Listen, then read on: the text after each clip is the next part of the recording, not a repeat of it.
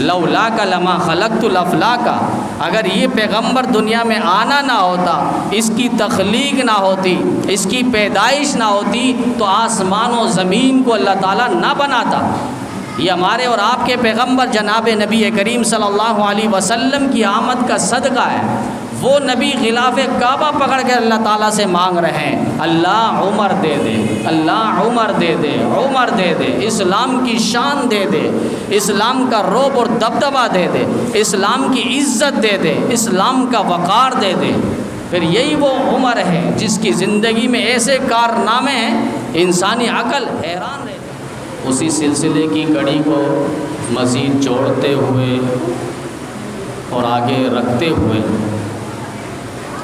آج کی نشست میں بھی حضرت سیدنا عمر ابن خطاب رضی اللہ تعالیٰ عنہ کی شان اور مقام، کارنامے، زندگی، خدمات، پیغمبر سے والہانہ عقیدت اور محبت، بالآخر ان کی شہادت کا مختصر تذکرہ ہوگا۔ چونکہ یکم محرم الحرام کو سیدنا عمر ابن خطاب رضی اللہ تعالیٰ عنہ کی شہادت کا دن ہے، اور حضرت عمر رضی اللہ تعالیٰ عنہ کی شان اور مقام پر کما حقہ بیان نہیں کیا جا سکتا، چونکہ ان کی تعریف، توصیف، مدح سرائی، ان کی فضیلت، ان کی منقبت، ان کی مدحت، ان کی رفعت، ان کی عظمت خود خداوند عالم نے قرآن کریم کے اندر کی ہے۔ اور صرف قرآن کریم نہیں، گزشتہ آسمانی کتابوں کے اندر ان کا تذکرہ موجود ہے۔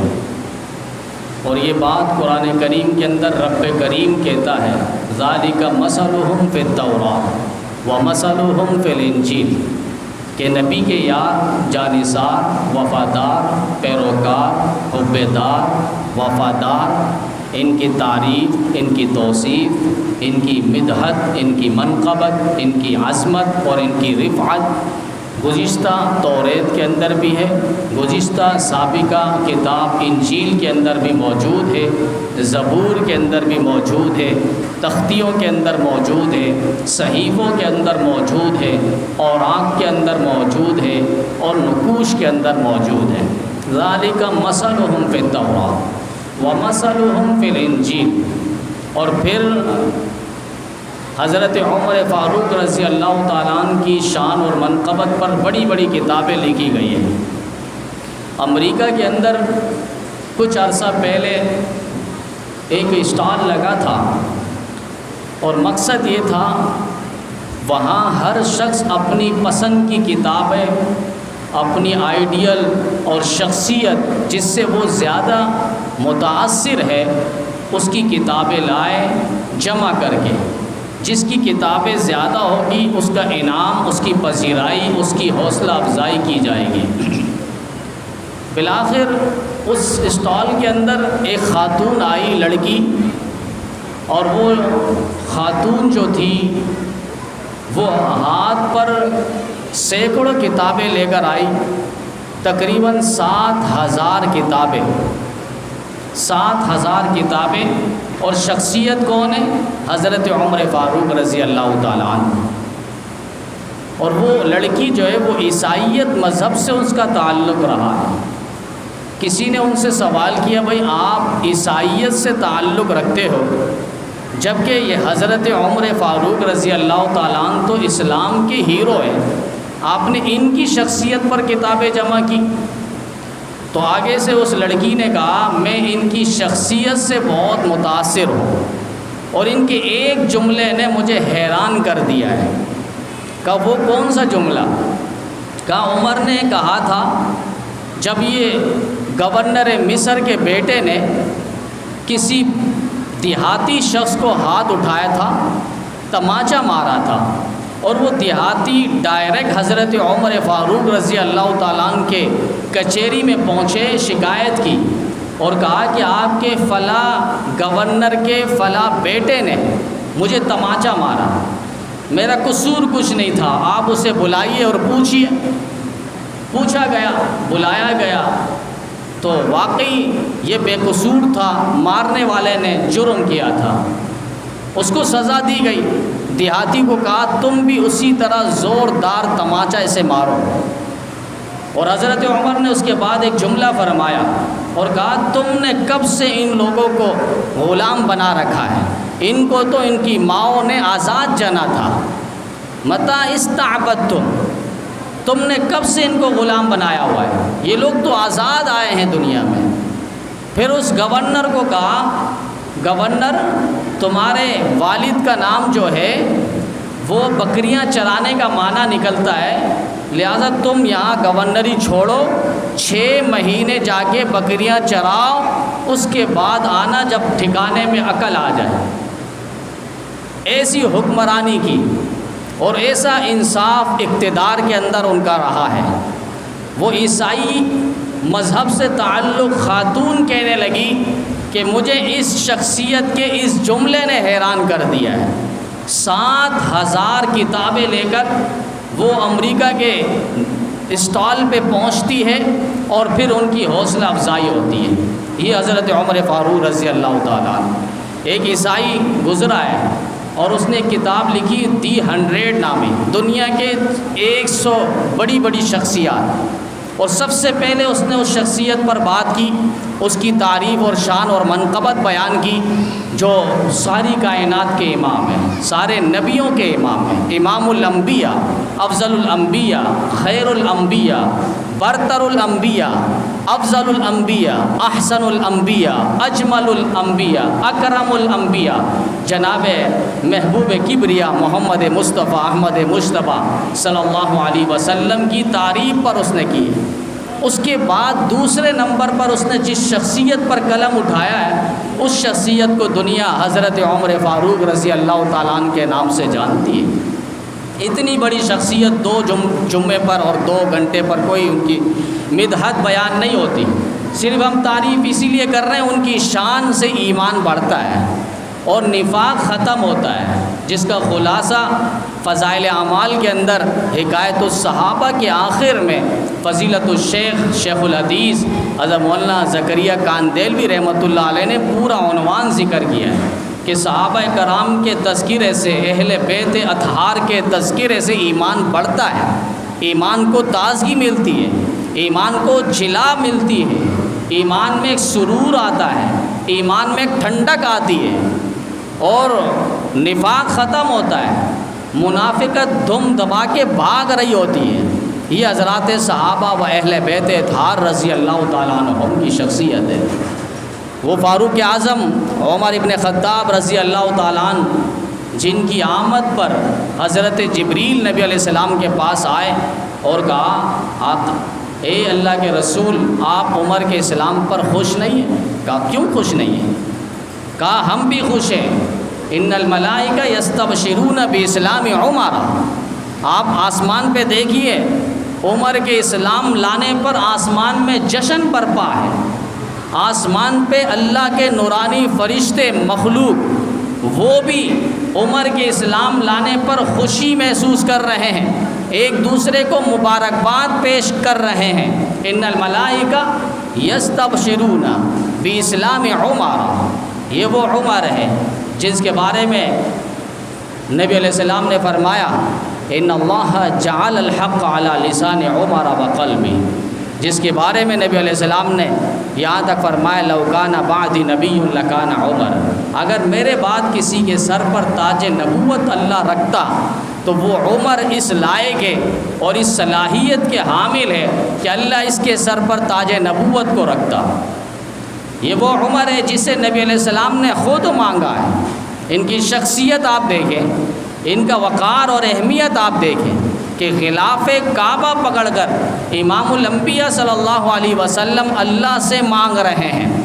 یہی نبی ہے جس کے لیے خلیل اللہ نے بیت اللہ پکڑ کر اللہ تعالیٰ سے مانگا تھا، بیت اللہ کی تعمیر کے وقت اللہ تعالیٰ سے مانگا تھا ربنا وابعث فیہم رسولا، اللہ میری نسل میں وہ رسول بھیج دے، میری اولاد میں وہ رسول بھیج دے جو تیرے خزانے میں یکتا ہے، نہ اس سے پہلے کوئی ایسا رسول آیا نہ اس کے بعد کوئی ایسا رسول آئے گا۔ یہ خلیل اللہ دعا مانگ رہے ہیں، دعا قبول ہوتی ہے کئی پشتوں پہ۔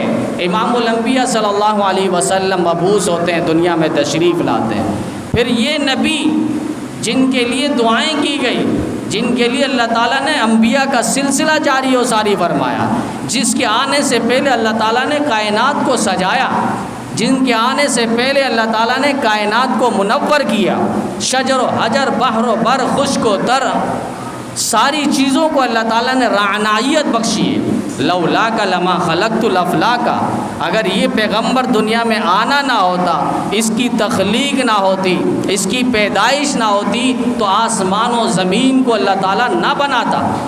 یہ ہمارے اور آپ کے پیغمبر جناب نبی کریم صلی اللہ علیہ وسلم کی آمد کا صدقہ ہے۔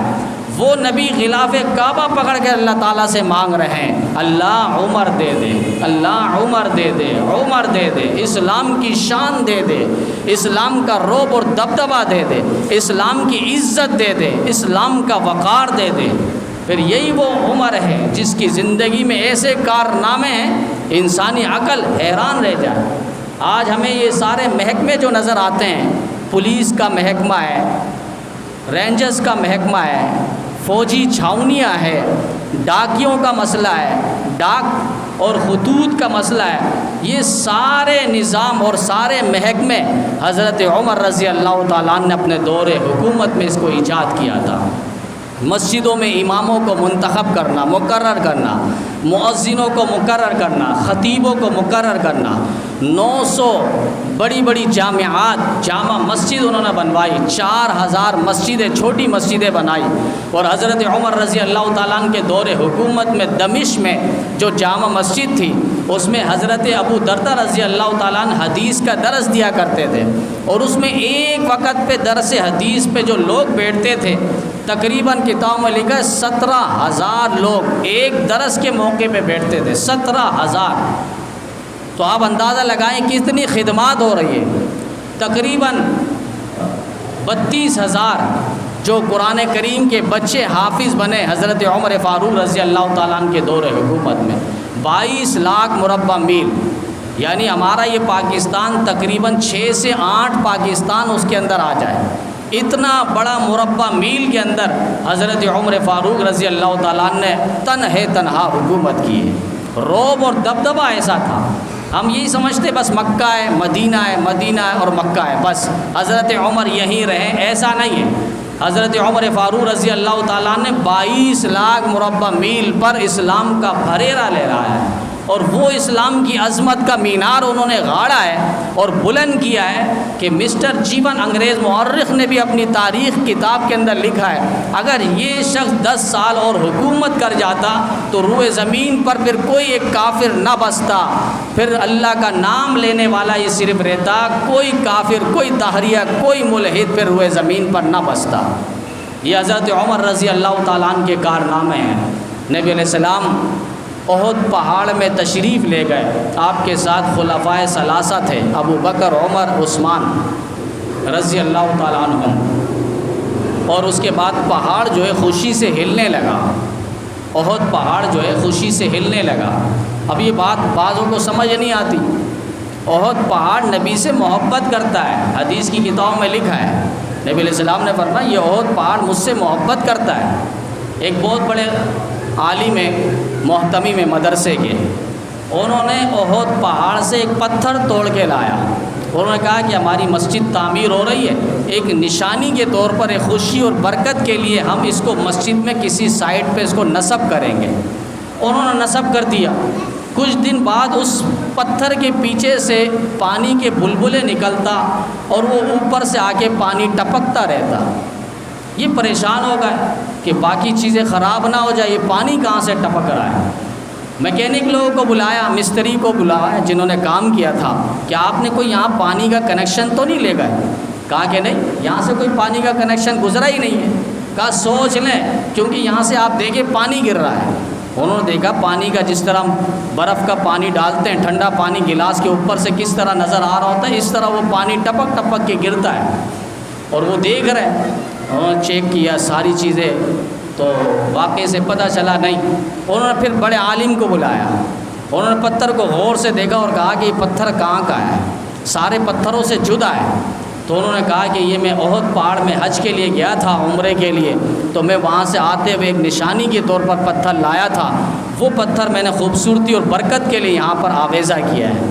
انہوں نے بتایا آپ کو پتہ نہیں ہے احد پہاڑ نبی سے محبت کرتا ہے، اور یہ پہاڑ کا کٹا ہوا ٹکڑا جو آپ یہاں پر لے کر آئے ہو یہ جدائی پر رو رہا ہے، یہ جدائی برداشت نہیں کر رہا، لہٰذا آپ اس کو نکالیں یہاں سے، اور پھر اس کو جتنا جلد ہو سکے جہاں سے آپ نے لایا احد پہاڑ پہ واپس نصب کر دیں۔ کتنی محبت ہے وہاں کی چیزوں میں، آقا سے محبت کی ہے براہ راست انہوں نے، صرف اس وقت نہیں آج تک محبتیں۔ اسی لیے تو فرمائیں کہ مدینے کی مٹی کو بھی شفا سمجھے، مٹی کو بھی شفا سمجھے۔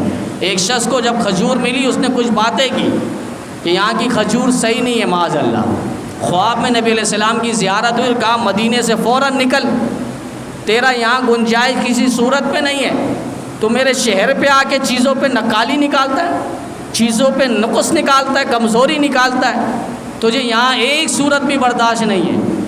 صبح اٹھا وہ پریشان ہو گیا، تو بڑے علماء سے وہ ملاقات کی، کہا کہ معافی مانگو ورنہ یہاں سے نکلو۔ کہاں معافی مانگے؟ کہا روزہ رسول اللہ پہ جاؤ، مواجہات شریفہ پہ جاؤ، نبی علیہ السلام کے قبر اطہر پر جاؤ اور درود و سلام بھیجو، شاید وہیں سے کچھ تمہارے لیے راستہ اور نجات مل سکے۔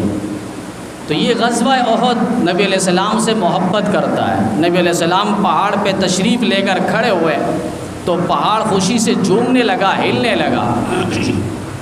نبی علیہ السلام نے فرمایا اسبت، بعض روایت میں اسکن یا جبل فإنما علیک صدیق و شہیدان، اے پہاڑ رک جا، ٹھہر جا، تجھے معلوم ہونا چاہیے تیرے دامن پہ، تیرے سینے پہ وقت کا پیغمبر کھڑا ہے، اور ایک صدیق کھڑا ہے، 2 شہید کھڑے ہیں، تو خوش نصیب ہے۔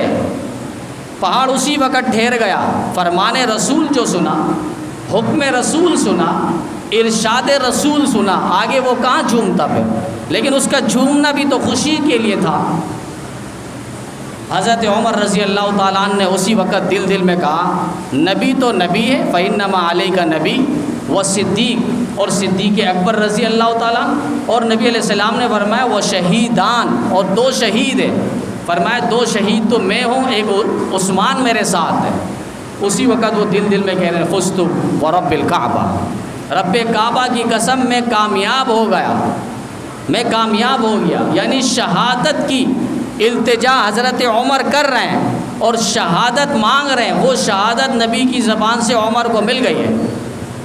شہادت یہ اللہ کی طرف سے، جس طرح ایک نبوت ہے یہ اللہ کی طرف سے، اسی طرح شہادت بھی اللہ کی طرف سے۔ کوئی محنت کر کے، مجاہدہ کر کے اور جہاد کر کے وہ اگر چاہے کہ میں لڑتے ہوئے اللہ کے راستے میں شہید ہو جاؤں گا، تو جب تک اللہ نہیں چاہے گا وہ شہید نہیں ہو سکتا راہ خدا میں۔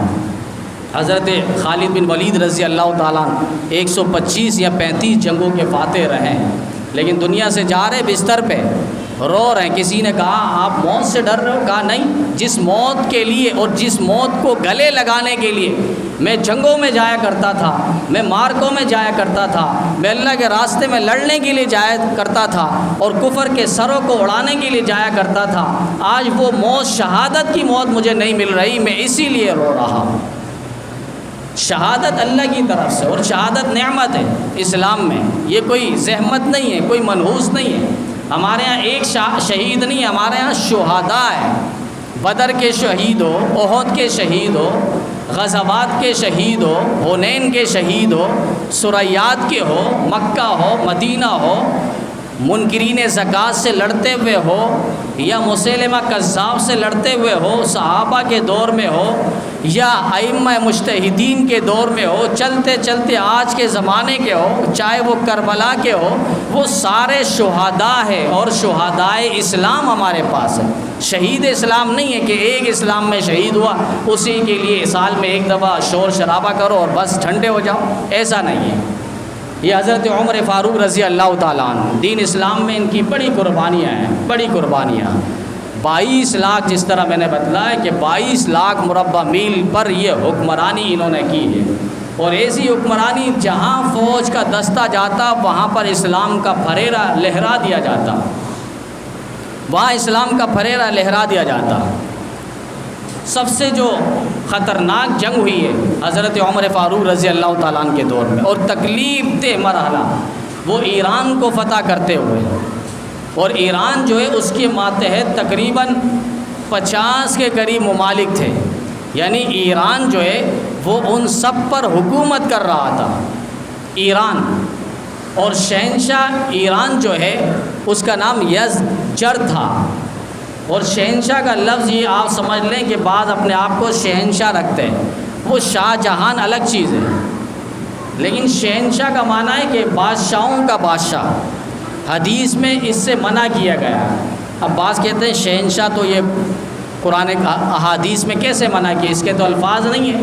مالک الملک، بادشاہوں کا بادشاہ، تو اللہ تعالیٰ کے پیغمبر نے اس نام کو رکھنے سے منع کیا ہے کہ شہنشاہ یہ اللہ تعالیٰ کا یوں سمجھ لے نام ہے۔ الیس اللہ باحکم الحاکمین، یہاں اللہ بتا رہا ہے احکم الحاکمین، تمام حاکموں کا حاکم، تمام بادشاہوں کا بادشاہ وہ اللہ تعالیٰ ہے۔ تو کوئی اپنا نام یوں رکھ لے شہنشاہ، یہ ٹھیک نہیں ہے، جائز نہیں ہے، اور کوئی اس کو نام سے پکارے بھی نہ، نام فوراً تبدیل کرے۔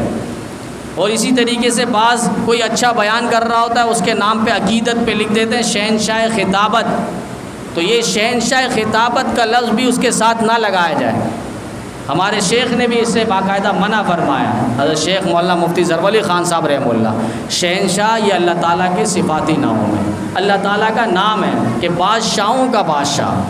تو وہ زمانہ جاہلیت کے لوگ تھے، اور ایران کا جو بادشاہ تھا اس کی چڑھتی ہوئی جوانی تھی، 25 سال اس کی عمر تھی، اور جب حضرت عمر رضی اللہ تعالیٰ عنہ نے قافلے کی تشکیل کی، تقریباً 30 سے 32 ہزار جنگجو صحابہ کو تیار کیا، اور ان میں حضرت عمر فاروق رضی اللہ تعالیٰ نے 14 جو مزید جنگجو صحابی تھے جن کے نام میں نعمان آیا کرتا تھا، وہ 14 صحابہ ان کو الگ کیا اور ان کو کہا کہ تم لوگ جاؤ، اور جانے کے بعد اس بادشاہ ایران کے بادشاہ سے ملاقات کرو اور اس کو کہو کہ حاکم وقت کی اطاعت کرے، نمبر 2 اسلام لے کر آ جائے، اگر اسلام نہیں لاتے ٹھیک ہے ہم کچھ نہیں کریں گے، ہمیں جزیہ ملنا چاہیے، ٹیکس ملنا چاہیے، وہ ٹیکس بھی اسی صورت میں ہم تمہاری حکومت کی حفاظت کریں گے، رعایا کی حفاظت کریں گے۔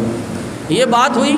حضرت عمر رضی اللہ تعالیٰ عنہ بھی چاہ رہے تھے کہ اس جنگ کی قیادت اور سپہ سالاری خود کریں، کیونکہ وہ جانتے تھے ایران جو ہے بہت شرارتی ملک ہے، بہت شرارتی ملک ہے۔ ابھی بھی آپ نے دیکھا ہے بچہ کہہ رہا ہے کہ اسرائیل پر جو بمباری کی ہے 200 میزائل ایران نے داغے، بہت اچھا کیا ہے، آپ نے بھی سنا ہے، لیکن ہوا کیا؟ 200 میزائل کہاں مارے؟ کس آسمان کے اوپر مارا، کس زمین کے کونے پہ مارا؟ کہ ایک اسرائیلی لانتی مرا نہیں، ایک بھی نہیں مرا، ایک بچی ریکارڈ میں آئی ہے وہ زخمی ہے، بس 200 میزائل اس نے کہاں مارے؟ اگر اتنا مارا جاتا تو میرے خیال سے اب اسرائیل پیچھے ہو جاتا، فلسطین کے مظلوم مسلمان محفوظ ہو جاتے، لیکن ان کو فلسطین سے نکالا جا رہا ہے، شام سے نکالا جا رہا ہے، پھر رفح سے نکالا جا رہا ہے، پھر تیسرے شہر سے، اب چوتھے شہر پہ خان یونس کے شہر پر باقاعدہ بمباری کی تیاری ہو چکی ہے، وہاں سے تقریباً 32 لاکھ لوگ جو ہے وہاں سے نقل مکانی کر رہے ہیں۔ یہ ایران اس وقت سے شرارت کر رہا ہے۔ پڑھے لکھے لوگ بھی پتہ نہیں کیوں متاثر ہو جاتے ہیں، زبان سے تو پڑھے لیکن دماغ اور عقل استعمال نہیں کر رہے کہ ایران کس طرح ہتھ کنڈا استعمال کر رہا ہے۔ حضرت عمر رضی اللہ تعالیٰ نے فرمایا نہیں میں خود سپہ سالاری کروں گا، تو بڑے بڑے صحابہ بیٹھ گئے، انہوں نے کہا کیا امیر المومنین یہ بات تو آپ جانتے ہیں، اگر ہمیں اس جنگ پہ شکست ہو گئی تو شکست ڈائریکٹ آپ پر بات آئے گی کہ آپ امیر لشکر بھی تھے اور مسلمانوں کو شکست ہو گئی، آپ نہ جائیں، ہمیں کچھ ہو جاتا ہے تو کوئی مسئلہ نہیں ہے، لیکن آپ پر حرف نہیں آئے گا، امیر المؤمنین بحیثیت آپ پر کوئی نقص نہیں آئے گا۔ حضرت عمر رضی اللہ تعالیٰ ان کی بات سمجھ گئے، انہیں آخری بارڈر تک چھوڑنے کے لیے گئے، اور روزانہ 4 میل پیدل چلتے گھر سے نکل کر 4 میل دور، اور پھر واپس آتے ہیں، روز چاہتے ہیں کہ کوئی قاصد آ رہا ہوگا، کوئی پیغام لا رہا ہوگا، فتح اور نوید کی خوشخبری وہ سنانے آ رہا ہوگا۔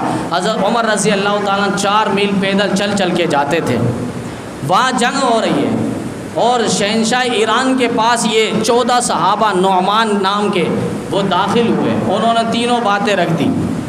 وہ ایران کا جو بادشاہ تھا اس نے کہا کہ تم چمڑے کھانے والے لوگ اور اونٹ کے گوشت کھانے والے لوگ، چمڑوں کو چوسنے والے لوگ، گھاس پھوس کھانے والے لوگ، جن کے کھاؤ انہی کے گاؤں والے لوگ ہمارے سے لڑنے کے لیے آئے ہو؟ یہ تانے بازی کرنے لگے اور کہا کہ تم اگر قاصد نہ ہوتے تو تمہاری گردنیں یہاں اڑا دیتا۔ ان صحابہ نے کہا، 14 صحابہ، انہوں نے کہا کہ موت کا فیصلہ میدان پہ ہوگا، کون کس کا سر کاٹ کے الگ کرتا ہے یہ میدان پر فیصلہ ہوگا، اور ہمارے پاس وہ لوگ ہیں جو موت کو گلے سے لگانے والے لوگ ہیں، ہمارے پاس وہ لوگ ہیں جو دنوں پہ گھوڑے کی زین پہ ہوتے ہیں، رات پہ مسلح پہ ہوتے ہیں، اللہ کو مناتے ہیں، اللہ سے مانگتے ہیں، آنسو کی لڑیاں جاری ہوتی ہے، پھر رب کی مدد و نصرت اس طرح آتی ہے کہ پھر رب براہ راست فرشتوں کو بھیج کر مدد کیا کرتا ہے۔ یہ بات ہوئی اور اس کے بعد صحابہ چل پڑے اور میدان پہ پھر اس وقت کا جو شہنشاہ ایران تھا یزجر، وہ آیا بڑا دمدماتے ہوئے، لیکن وہ ہاتھیوں کے ساتھ لڑنے کے لیے آیا تھا۔ مسلمانوں کو پہلے دن عجیب سا لگا، ہمارے پاس تو گھوڑے ہیں، یہ بھدک جاتے ہیں، پیچھے بھاگ جاتے ہیں، ان کے پاس ہاتھیوں والا لشکر ہے، ان کے سامنے ٹھہرتا نہیں ہمارا جانور۔ قریب میں کسی سے پوچھا جو اس جنگ کے ماہرین تھے، اور انہوں نے کہا کہ تم لوگ کیا کرتے ہو جب ہاتھیوں سے مقابلہ ہو، ہاتھی لے کر کوئی آئے؟ تو انہوں نے کہا کہ ہم لوگ گھوڑے کے آنکھوں کے سامنے سر پر جو ہے ہم گرم کپڑا ڈالتے ہیں، ہلکا گرم کپڑا ڈال دیتے ہیں، پھر وہ آگے کچھ نہیں دیکھتا اور وہ آگے بڑھتا چلا جاتا ہے گھوڑا، پھر اس کے بعد ہم آگے لڑتے ہیں۔ اس کے بعد صحابہ نے ایسے ہی کیا اور اللہ تعالیٰ نے پھر یہ نوید اور خوشخبری فتح سے ہمکنار فرمایا۔ یہاں سے جو حضرت عمر رضی اللہ تعالیٰ بڑی بےتابی کے ساتھ 4 میل پیدل چل کے آ رہے ہیں، جا رہے ہیں، کوئی فتح اور نوید کی خوشخبری سنائے گا۔ ایک قاصد آیا، اسے معلوم نہیں، امیر المؤمنین سے ملنا ہے، تیز رفتار گھوڑے پر، اور حضرت عمر کو وہاں ملاقات ہوئی، معلوم نہیں یہ شخص کون ہے، اور وہ چلتے رہے، بھاگتے رہے گھوڑے کے ساتھ ساتھ، اور کہا کہ تم کہاں سے آئے ہو؟ کہا کہ میں ایران سے آیا ہوں، میں قاصد ہوں۔ کس نے بھیجا ہے؟ سعد بن ابی وقاص رضی اللہ تعالیٰ عنہ نے بھیجا ہے۔ کہا کیا ہوا؟ کہا ایران فتح ہو گیا۔ کیسے فتح ہوا؟ کیسے لڑائی ہوئی؟ سارا واقعہ۔ چلتے چلتے جب وہ دہلیز مدینہ میں پہنچے تو لوگوں نے کہا عمر تو یہ وہ ہکا بکا رہ گیا، اور کہا امیر المومنین آپ مجھے بتا دیتے۔ کہا کہ نہیں، عمر تو خادم ہے، سید القوم خادم ہو، یہ عمر رضی اللہ تعالیٰ عنہ۔ حضرت علی المرتضیٰ ایک موقع پہ دیکھ رہے ہیں کہ حضرت عمر گھر سے باہر نکلے، چپل نہیں پاؤں پہ، سر پہ پگڑی نہیں ہے، کپڑا پراگندہ ہے، پھٹے پرانے، اور عمر کہیں چل دوڑ رہے ہیں، بھاگ رہے ہیں، پیچھے پیچھے ہو لیا۔ حضرت علی نے پوچھ لیا امیر المومنین آپ کس طرف بھاگ رہے ہیں؟ آپ کے سر پہ پگڑی نہیں ہے، پاؤں پہ جوتی نہیں ہے، کپڑے پھٹے پرانے ہیں، پیون لگے، اور کہاں جا رہے ہیں؟ حضرت عمر رضی اللہ تعالیٰ عنہ فرمایا بیت المال سے ایک اونٹ بھاگ گیا ہے، میں اس کو دیکھنے کے لیے گیا ہوں کہ وہ اونٹ بھاگا کہاں ہے۔ کہا غلام کو بھیج دیتے۔ کہا غلام سو رہا ہے، مجھے پسند نہیں کہ میں اس سے جگاؤں اس کام کے لیے، ایسا نہ ہو پھر کل قیامت کی دن اللہ عمر سے پوچھ لے عمر تیری حکومت پہ ایک اونٹ بھاگ گیا تھا بیت المال سے، تو نے اس کی رکھوالی کہاں کی تھی؟ ایسے لوگ تھے، تبھی تو مسٹر گاندھی جی نے ایسے ہی نہیں کہا تھا کہ ان کے دور حکومت تم لے کر آ جاؤ، یہاں پر ہر ایک کو امن و سکون ملے گا۔ آج ہم نے ان آئیڈیل اور نموناؤں کو ہم نے چھوڑ دیا ہے، ہم ان شخصیات کو چھوڑ دیا ہے، جس کی وجہ سے ہمارا ملک دیوالی پر اتر آیا ہے۔ ہر شخص پریشان ہے، چاہے اونچے طبقے کا ہو، نیچے طبقے کا ہو، امیر ہو، غریب ہو، ہر شخص ہر اعتبار سے پریشان ہے، اور کوئی سنوائی نہیں ہو رہی، کوئی داد رسی نہیں ہو رہی، کوئی پوچھنے والا نہیں۔ جو جس محکمے میں بیٹھا ہوا ہے، جس کرسی پہ بیٹھا ہوا ہے، جس عہدے پہ بیٹھا ہوا ہے، وہ اپنے آپ کو خدا سمجھ رہا ہے، وہ اپنے آپ کو آقا اور مولا سمجھ رہا ہے، وہ اپنے آپ کو بڑا دادا سمجھ رہا ہے کہ اس کے ہاتھ پہ سب کچھ ہے، قسمت کی لکیر اس کے ہاتھ پہ ہے، لیکن اس فقیر کو پتہ نہیں ہے اِنَّ یوم الفصل کان میقاتا، کہ حساب کتاب کا دن ایک دن مقرر ہے، عدالت ایک دن لگے گی۔ تمہاری بھی عدالت یہاں لگتی ہے، تمہارے بھی جج صاحبان یہاں ہوتے ہیں، تمہارے بھی وکلاء پیسوں اور نوٹوں پہ بکنے والے یہاں نظر آتے ہیں، لیکن وہاں کوئی وکیل نہیں ہوگا، وہاں ایک ہی عدالت لگے گی اور ساری کائنات دیکھ رہی ہوگی، اور ایک ہی جج ہوگا جو وہاں برا جمع ہوگا، اور اس کے سامنے ہر شخص نے پیش ہونا ہے، جس کی طاقت ہو اس کے سامنے جواب دے تو کر لے یہاں پر جو کچھ کرنا ہے۔ یہ حضرت عمر رضی اللہ تعالیٰ عنہ وہاں جنگ کے موقع پہ ایران کے اندر، چونکہ میں نے بتلایا کہ 50 اور 55 کے قریب ملکوں پہ حکومت کر رہا تھا ایران، سب کو ماتحت دبایا ہوا تھا، اور اس کے پاس اتنا مال اور خزانہ تھا جس کا اندازہ آپ آگے کے واقعے سے سمجھیں گے کہ ایک قریب کا علاقہ تھا ایران سے آگے نکلتے ہوئے، وہاں قریب کے علاقے میں ایک صحابی تھے، انہوں نے دیکھا کہ لوگ بھاگ رہے ہیں، مجوسی ایرانی سارے وہاں سے بھاگ رہے ہیں، اور ان کے پاس جانوروں میں بہت سا سامان مال غنیمت ہے۔ جب انہوں نے اس کو پکڑا، حملہ کیا، تو وہ سارے ڈر کے بھاگ گئے۔ اب انہوں نے جو وہاں صندوقیں چھوڑی ہے، تقریباً 14 صندوق، وہ اٹھایا، امیر لشکر کے سامنے لا کے رکھ دیا، اور انہوں نے کہا کہ آپ کا نام؟ کہا میرا نام بس یہ سمجھ لو میں بھی صحابی رسول ہوں، میں نبی علیہ السلام پر ایمان لایا ہوں، بس یہ میں نے کام کیا تھا، یہ آپ دیکھ لیں۔ 14 صندوق سونے سے بنا ہوا، اس پہ جو تالا لگا تھا وہ سونے سے، اس پہ جو زیرے وغیرہ لگے تھے، جو زنجیریں، وہ سارے سونے کے۔ حضرت امیر نے پوچھ لیا کہ بھئی آپ بتلائیں آپ کا نام کیا، تاکہ حضرت عمر کے سامنے آپ کا نام لیں گے، ہمارا بھی ایک فخر ہوگا کہ ایسے لوگ، ایسے دیانتدار لوگ ہمارے رعایا، ہمارے لشکر کے اندر موجود ہے، کہ 14 صندوقیں وہ سونے سے لبریز ہیں، اور بغیر کسی ہچکچاہٹ کے اور دیانت کے ساتھ انہوں نے ہمارے کو سامنے لا کر پیش کیا۔ کہا کہ نہیں، میرا اللہ جانتا ہے، بس میں نے اللہ کے لیے کیا ہے، میں جا رہا ہوں۔ اس کے بعد کافی اصرار کیا، کہا ٹھیک ہے پھر آپ اس کو کھولو۔ انہوں نے ہاتھ سے کھلوایا، تالا جیسی کھلا، آگے انہوں نے جو دیکھا اندر سونے جواہرات بھرے ہوئے ہیں، 14 کے 14 صندوق، اور اتنا اس کے اندر مال و زر تھا کہ تاریخ پہ لکھا ہے پورا ایران کی حکومت اور سلطنت مل جائے اس 14 صندوق کے برابر بھی نہیں ہے، اس میں اتنا مال و زر تھا۔ بالآخر پھر نام پوچھا گیا، انہوں نے نام نہیں بتایا، وہ چل پڑے۔ امیر لشکر نے ایک شخص کو ان کے پیچھے لگایا اور کہا کہ ذرا ان کی رکھوالی کرو، یہ کہاں جاتے ہیں۔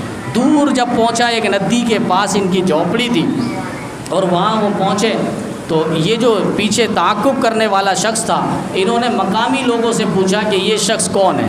کہا یہ صحابی ہے، تمہیں معلوم نہیں؟ ربیہ ہے، بہت ان کی تنگی چل رہی ہے، گھر پہ 7 بیٹیاں ہیں، بچیاں ہیں، اور سب بھوک سے رو رہے ہیں، بل بلا رہے ہیں، کھانے کو کچھ نہیں ہے۔ اور امانت اور دیانت آپ دیکھیں، 14 صندوق اٹھا کر امیر لشکر کے قدموں میں ڈال دیا ہے، کہا اللہ کے لیے میں نے اس کو حاضر کیا ہے۔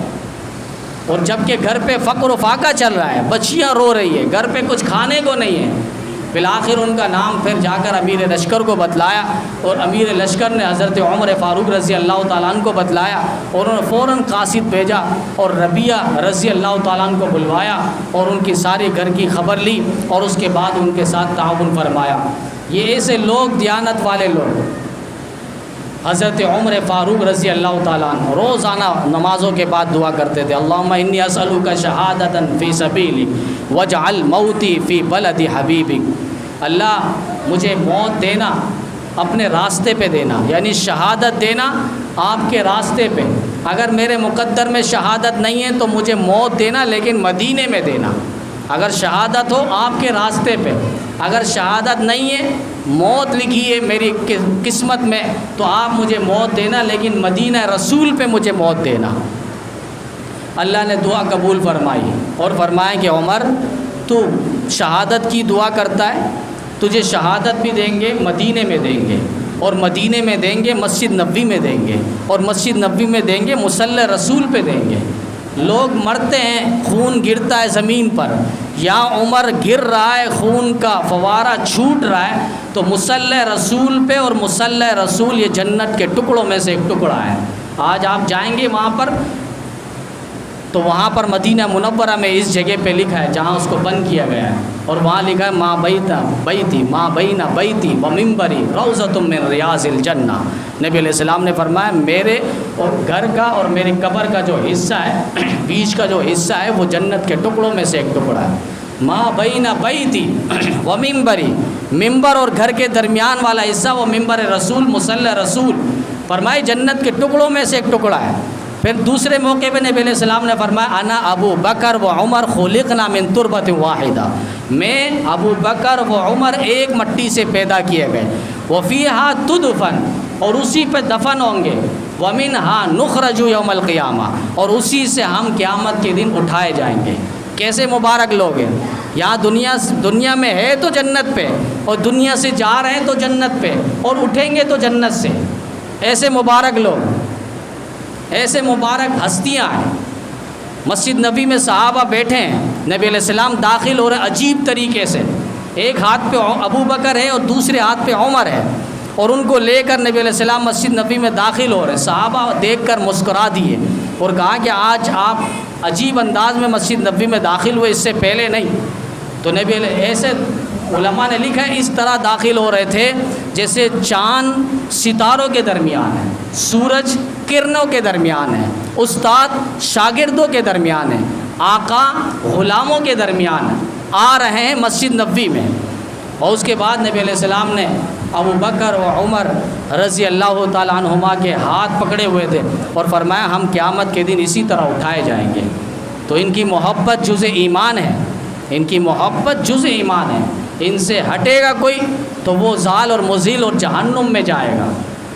ابھی تازہ حج ہوئے، مکہ مکرمہ میں ایک سرنگ کا راستہ آتا ہے، وہاں کسی نے ویڈیو بنائی اور وہاں راستے میں لکھا تھا، ایک انہوں نے بینر لوہے کا بنوایا ہوا تھا اور اس میں نشان لکھا ہوا تھا، اور اس میں حضرت عمر فاروق رضی اللہ تعالیٰ، عمر ابن خطاب رضی اللہ تعالیٰ نام لکھا ہوا تھا راستے پہ۔ تو اس کے بعد وہ نام پر جو کسی نے لوہے یا چابی یا کسی چھرا وغیرہ کے ذریعے عمر کے نام کو مٹانے کی کوشش کی، عمر کے نام کو۔ اب آپ دیکھیں عمر کے نام کو وہ مٹانے کی کوشش کر رہا ہے، جبکہ نبی علیہ السلام فرما رہے ہیں عمر تو جس راستے سے جاتا ہے شیطان وہ راستہ چھوڑ دیتا ہے۔ ہم نے اس دور میں تو دیکھا نہیں، اس دور میں ہم دیکھ رہے ہیں ایسے لوگوں کو جو نام عمر انہیں پتہ نہیں کیوں برداشت نہیں ہو رہا۔ بھئی آپ اپنا شناختی کارڈ نکالو گے وہاں عمر لکھا ہے، آپ مر جاؤ تو وہاں عمر لکھا ہے، شادی ہو وہاں عمر پوچھتے ہیں وہاں عمر لکھا ہے، مر جائیں وہاں کتبہ لگتا ہے اوپر تو وہاں لکھا ہوتا ہے مرحوم کا نام، پھر ولدیت، پھر اس کے بعد عمر لکھا ہے۔ کہاں عمر کو نکالو گے؟ عمر تمہارا پیچھا نہیں چھوڑے گا، پھر کل قیامت کی آخرت میں اللہ تعالیٰ سوال کریں گے بتاؤ تم نے عمر کہاں گزاری؟ عمر کا پھر سوال آ رہا ہے۔ حضرت علی سید عطا اللہ شاہ بخاری رحمہ اللہ سے کسی نے کہا حضرت دعا کیجئے کہ میرے ہاں اولاد ہو۔ حضرت نے دعا کر دی، چند عرصے بعد آیا کہا حضرت شاہ جی مولا علی نے کرم کیا اور اللہ نے بیٹا دیا۔ تو حضرت نے فرمایا مولا علی نے کرم کیا لیکن ساتھ ساتھ عمر نے وفا کی ہے، عمر نے وفا کی، اگر اس کی عمر نہ ہوتی وہ دنیا سے چلا جاتا۔ تو عمر کی وفا ساتھ ہوگی، مولا علی عمر کی وفا یہ ساتھ ہوگی تب نجات ہوگی۔ تو ایک راستہ نہ پکڑیں۔ حضرت علی المرتضیٰ رضی اللہ تعالیٰ عنہ کا اپنا مقام ہے اور اپنا مرتبہ ہے، اپنی شان ہے، ولایت پہ اس جیسا انسان روئے زمین پر کوئی نہیں ہے۔